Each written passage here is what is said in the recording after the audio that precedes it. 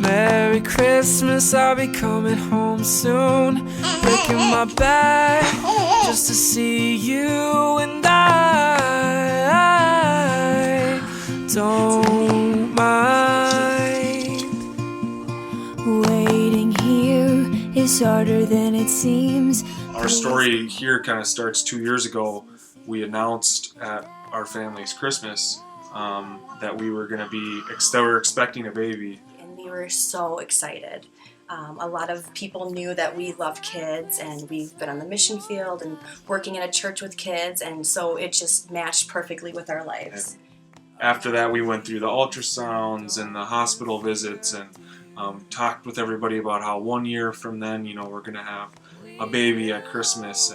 Went into the hospital on September 1st, and we were so excited, and the anticipation was building. And we went into the hospital to have the baby, and there was complications. And we had Cadence, but Cadence's life was short-lived, unfortunately.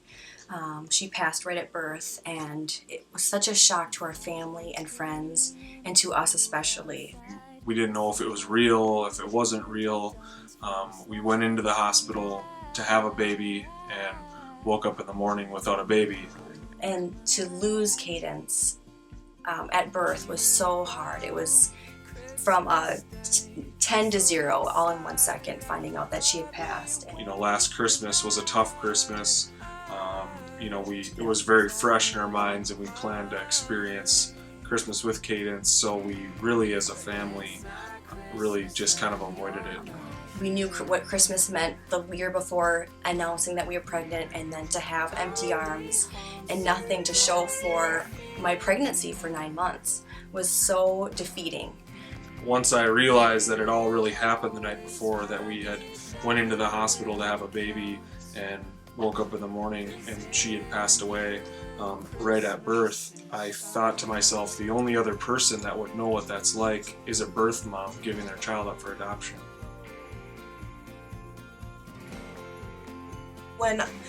When Levi told me that he felt like he knew what a birth mom felt like in the hospital, it totally just hit me, because that's what birth moms go through. They carry a baby for 9 months, they feel it kick, they go to the appointments, and they carry the baby for 9 months, and then they go through the labor, the pains, the contractions, everything that I went through with Cadence, to walk out of the hospital with empty arms. So that got me thinking about adoption, and helped me to, in a really weird time, to be able to kind of just think about something else. And I told Kelly, I really think that we'll adopt our next child.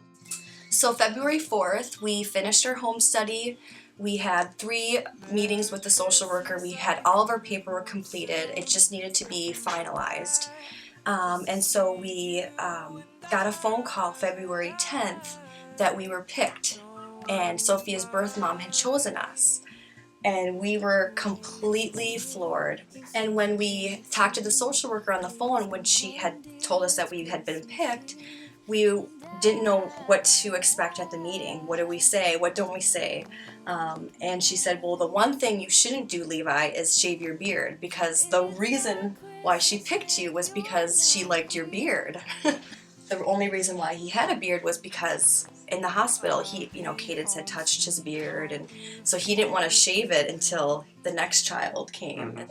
And the fact that she called and she picked me because of the beard, it meant a lot. And it's funny now, but at the time it was a sign. I mean, we were blown away. And when we got the phone call that Sophia's birth mom's water broke 2 weeks early, that was February 22nd. 10 days after we met her, and so we were completely thrown off. We were frantically packing. We were driving up there, and we were going to get our baby girl, and we really didn't even know if she was a girl yet. We were still kind of going back and forth if it was a boy or a girl, and but we just knew she was ours. And we were driving up to Duluth thinking, oh my goodness, we haven't been in a maternity ward since Cadence. Are we okay with this? We didn't even have time to think about it. And we're like, okay, I guess we're gonna have to be okay with it. And walking into the hospital with excitement and joy again is only something that God could have given us. When she came into the world, we were able to go in there and feed her for the first time. We were able to hold her, to give her a bath, to just take care of her. You know, God has really shown himself through all these events and all the things that have happened for us. You know, we've had the high times and the low times, and you know, with Cadence, losing Cadence, we questioned a lot of things, but then through the process and seeing Sophia come through and understanding, we have a deeper understanding for the kingdom and Jesus and Christmas and all these things, and we just see that he has a plan for all of our lives. We are completely blessed to have a God that cares about us even in the midst of tragedy, and also through blessings and the highs and the lows of life. This Christmas is extra special because we have Sophia, and over the last year so many things have changed. The last 2 years, the ups and the downs, but now we have Sophia, and she's our daughter, and she's a part of our family. We get to celebrate both of our daughters in 2 different ways. It's Sophia's first Christmas, and she is a bundle of joy. And we still celebrate Cadence's life this Christmas. You know, it's a different year, but it's a celebratory year. Dreaming about Christmas Day, so excited I can hardly wait, and I don't mind.